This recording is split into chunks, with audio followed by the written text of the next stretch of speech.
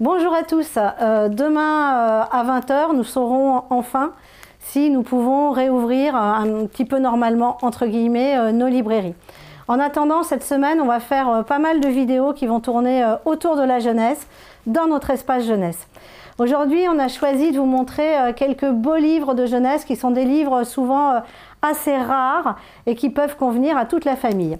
On commence par l'édition événement du premier livre de la saga d'Harry Potter, Harry Potter à l'école des sorciers, entièrement illustré avec beaucoup d'animation. C'est un ouvrage magnifique, paru aux éditions Gallimard. Attention, édition très courte, il y en a déjà plus chez l'éditeur. Flammarion a fait de même avec le livre de la jungle de Rudyard Kipling, des illustrations, des animations faites par Mina Lima. C'est pareil, un livre qui est juste magnifique avec une belle couverture toilée. En ce moment, Hélène est en train de vous montrer les pages du livre, tandis qu'elle est filmée par Julien. Et il y a Benoît qui est derrière la caméra. Je vous montre un peu, je vous explique tout ce qui se passe, mais là c'est amusant, c'est pour ça qu'on est tous masqués, parce qu'on est tous assez proches les uns des autres. Une illustratrice qu'on adore, une véritable artiste, Rebecca d'Outremer, qui a fait un magnifique roman graphique d'après l'œuvre de Steinbeck, Des souris et des hommes. Ça, c'est aux éditions Tichina.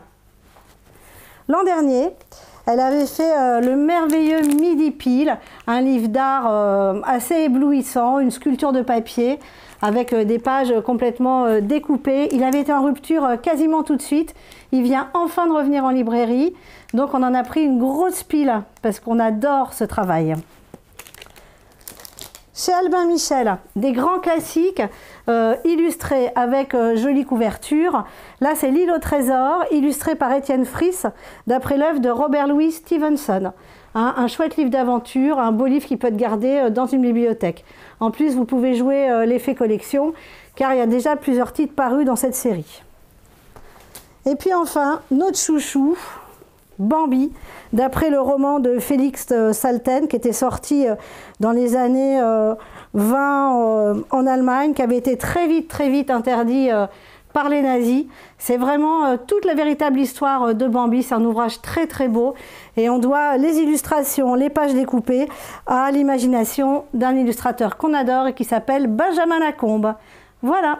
Et bien écoutez, moi je vous souhaite une bonne soirée, une bonne semaine, et puis j'espère que soit à la fin de cette semaine, soit au début de la semaine prochaine, eh ben, on pourra vous voir revenir un petit peu en librairie. À bientôt!